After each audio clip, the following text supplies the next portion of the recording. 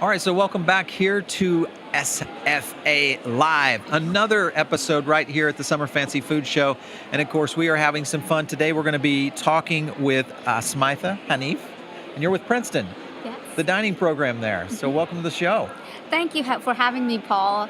And also to all the visitors from all over the world. It's quite impressive to see so many countries have such great presence. Right, the international here is amazing, right? It is amazing. I was Quite counting today, it's about a dozen different countries being At least. represented. At least. Which is pretty, with the pavilions. Yeah. So then you have all the countries that are here just with product.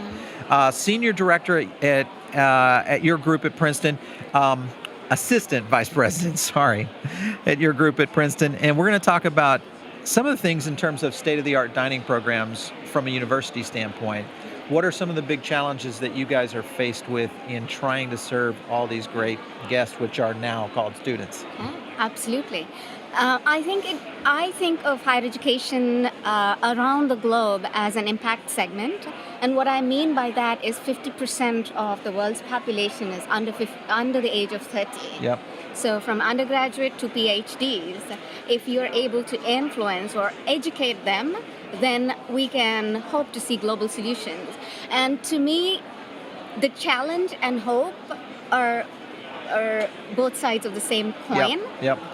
In the U.S., I think the biggest challenge that we see is around environmental issues and how might addressing environmental issues allow for better products and better programs to come alive. That's always going to be a segment of interest. And what you will see is amongst students, what's most important to them today is climate change.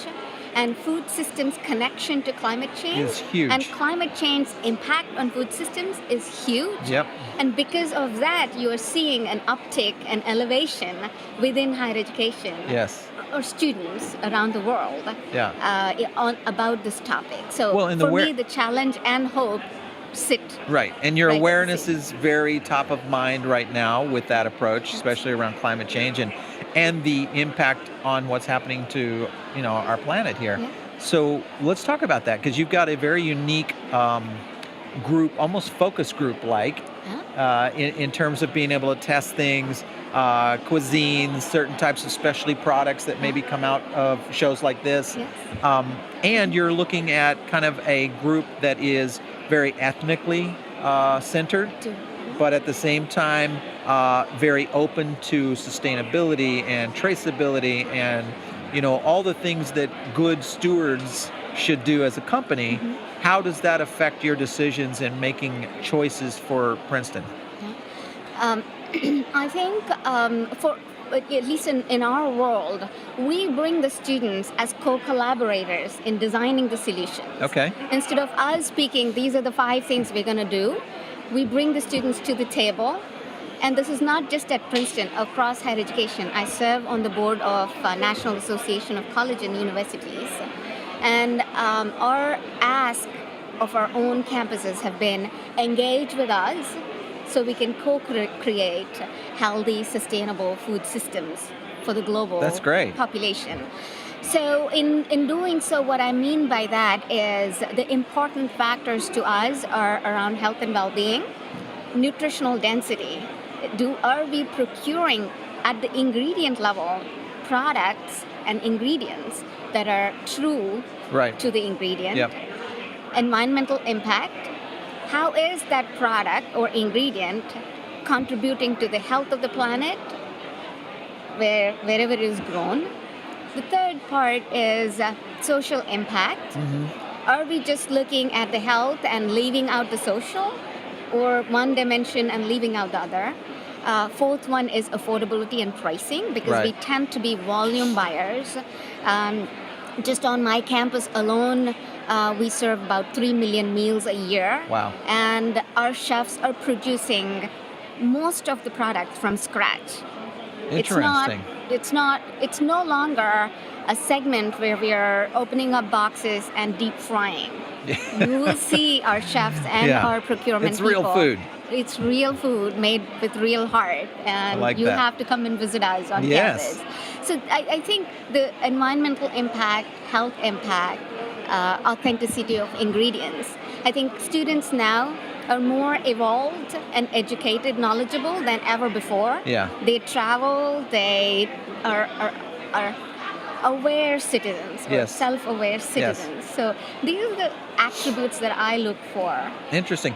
All right, so great that you see such a diversity there with that. I'm kind of curious when you're working with your groups in terms of the advisories, do you find that the health and wellness or sustainability or maybe social responsibility, how do those weigh out? Because, I mean, obviously it's hard to find companies that do all of that. Yes, you're At right. least excel in all three areas. How do you guys weigh that out from a demand standpoint from the customer, being the student? It's like it's complex, and quite frankly, we try to do it at a line item basis, Okay, as complex all right. as it may seem. We buy anywhere from 8,000 to 10,000 SKUs, meaning products, Yep. for our campus, and That's got to be hard to find that many It is SKUs that hard. fall into those. Okay, we're One looking or for more. a new kind of antibiotic-free Yeah. protein that fits into this kind of social Yes. responsibility and has a traceability and transparency in their company. Yeah. Wow, that starts culling the herd. So what no we pun. what we try to Pretty do quickly. is actually educating our vendors and suppliers. So we try to take a long view about this topic. It's not so much get me this product tomorrow. Right. Who is doing this kind of work Right. around the globe? Okay. And what is it that we can learn from them? And how is it that we can achieve the triple bottom line? Is what our first response is. That's good. Can we meet for every ingredient that we buy? Not necessarily, Yeah. but we strive to. Sure. We strive to make it as many times as possible, as frequently as possible. Absolutely. Including and up to visiting our farmers, our grain producers, our dairy farmers. That's great that you're going that far into the supply chain. Yes, That's neat. We do not just stop at the the distribution level. Yep. We are looking at everybody in the value chain and how might our involvement generate value for everybody in the value chain. Okay, so all right, so we're right here at the Fancy Food Show. You've got over almost 3,000 specialty food suppliers Yes. that are sitting here. When these companies are looking to look at inserting their products into like grab and go or augmented snacks, or because that's a huge part of dining these days is no longer just the 3 meals a day. Yes. The kids are eating so much more. What would you say to companies like this that are trying to fit a product into Princeton? Yes.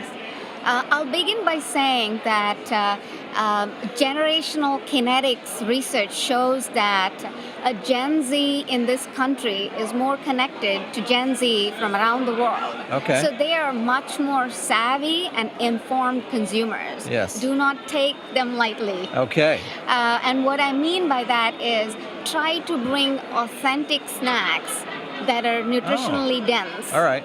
To the table. There is more appetite in the U.S. for those kinds, especially in the grab and go. Yes, yes.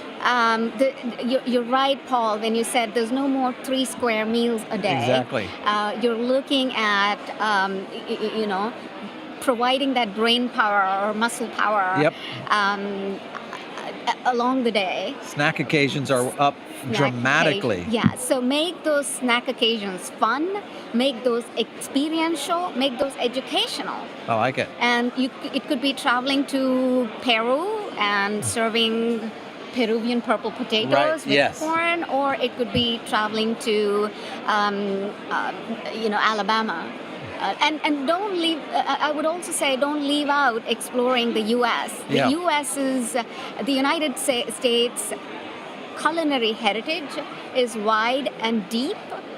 Yep. In that diversity, I would recommend that you look at celebrating U.S. and U.S.'s cultural diversity. I walked through the New York Pavilion here, which had Brooklyn's Best and all these food producers that were right here in New York, the New York State area. and I was pretty impressed with what they had to offer. So I think that's a great point that you talk about. Absolutely, especially Native American Heritage Month, Oh, and huge. you Yeah. know, the organic grains and pulses. It's huge. Our students around the country are widely interested in that topic. Well, it's a big trend too with ancient grain use, especially in chips, and now moving into gluten-free type products where things like quinoa and things of that nature are really starting to grow in popularity. So you touched on something there for our last question, and that is the Gen Z audience, and that is an emerging audience that's just now at the stage of really kind of that freshman year of college. So they're starting to explode into one, a food exploration part of their life, and getting ready to be into an earning part of their life. What are some of the things that specialty food companies like this should expect from that audience? You know, you touched on authenticity, things of that nature. Any trends you're seeing over at Princeton? Yes. I will say on behalf of higher education, again, because I serve in boards of higher education, I will say that beat plastic pollution is huge. Okay. When we are thinking about packaging, So, be conscientious about packaging and delivery. The second thing I will say is food waste along the value chain, again, from the farm all the way to diversion. I would ask companies to think about their philosophy That's great. behind that. And finally, I want to say that authenticity. I think Gen Zs are much more savvier and informed citizens of the globe who have themselves traveled or have friends from parts of the world, that they're evolved citizens. They bring me a lot of hope, and I spend a lot of time with them. Yeah. So keep food experiences authentic. Yes. And I think those are three great tips too. I love the idea of packaging integration in terms of, because we've seen a lot of very interesting packaging out here and amazing packaging too. But also just that authenticity connection, and the other topic of food waste, which I think we're seeing more and more of that in all areas of food service as a whole, both at the chef level, even at brands as well. So for specialty food, it's great to hear that. Smitha, it's been great to have you. Thank you so much, Paul. Yeah. Good luck with the show, and good luck to SFA. All right, so thanks again for joining us here on another live episode from the Summer Fancy Food Show right here in New York City. Make sure, stay tuned right here. If you're catching us on Facebook, like it, comment, give us some notes, tell us what you like, maybe even what you don't like. We'd love to hear your notes and your feedback. We'll catch you next time right here on Foodable Network.